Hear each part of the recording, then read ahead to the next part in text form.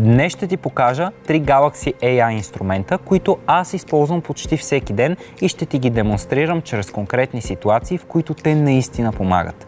Нека започна от нещото, което използвам най-много – Circle to Search.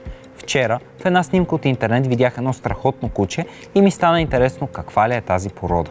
Обикновено, за да го разбера, трябва да пусна браузъра, да напиша нещо от сорта на по-оранжево куче дребна порода и да се надявам да излезе правилната информация. Но с Circle to Search вземам дадената снимка и просто ограждам кучето с пръст или с S Pen. Тази функция работи навсякъде, т.е. във всяко едно приложение, стига да виждаш обекта на екрана, приложението да няма защити от копиране, можеш да оградиш и търсиш. Ограждаш обекта, появява се прозорец за търсене и това е. Имаш детайлна информация, без да напишеш нито дума.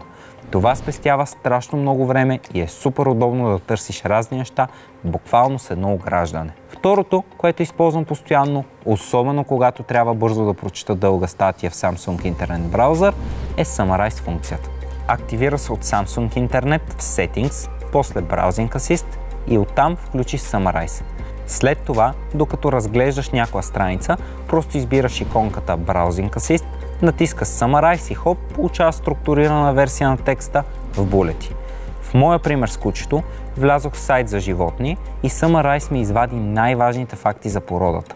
Ако искаш повече детайли, горе вдясно има опция Detailed и тогава получаваш по-дълъг текст с по-изчерпателна информация.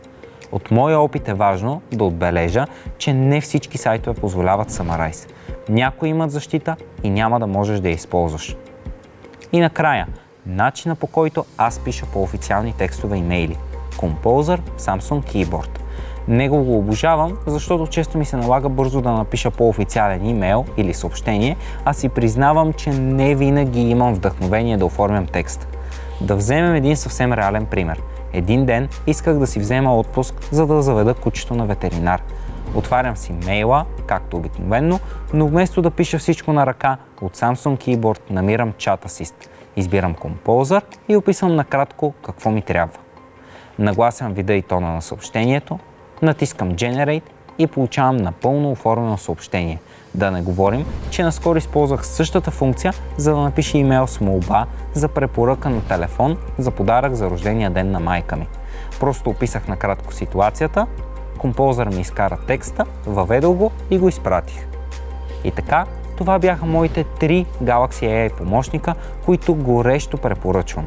Circle to Search, Summarize и Composer. Има и още много, които от Samsung предстои да надграждат и за които ще си говорим в следващите видеа. Ако междувременно имаш въпроси или искаш още подобни теми, не се колебай да споделиш в коментарите.